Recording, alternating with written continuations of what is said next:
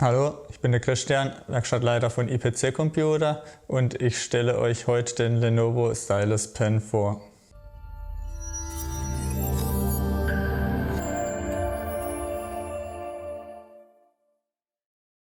Ja, ich packe jetzt den Stift einfach mal für euch aus und zeige euch, was alles mit dabei ist.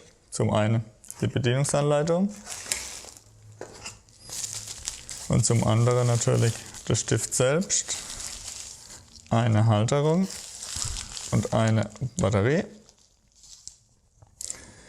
Die Halterung, die kann man ans Notebook anstecken oder ans Tablet, passt allerdings nicht immer, muss man dazu sagen. Und die Batterie muss man den Stift einsetzen, sonst funktioniert er nicht. Dafür muss man oben einfach aufdrehen. Was man hier sieht, noch die Angabe vom Stift, ThinkPad Active Pen steht da zum Beispiel drauf. Da legt man die Batterie einfach rein. Die Folie bitte auch dran lassen, die sollte man nicht entfernen.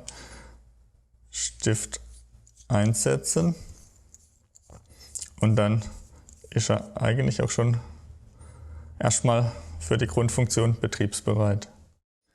Dann zeige ich euch jetzt einfach noch kurz am Gerät, dass er dann auch funktioniert nach Einsetzen der Batterie, wie man sieht. Damit man damit zeichnen kann oder so, kann dann sein, man braucht noch eine spezielle Software, die man sich runterladen kann. Der Stift passt in eigentlich alle X1 Modelle und auch in die meisten Tablets. Bei den ThinkPads passt er größtenteils auch, allerdings die Halterung, die kann man nicht immer am Notebook anstecken, das heißt, der Stift liegt dann halt lose mit bei und ist nicht direkt am Gerät.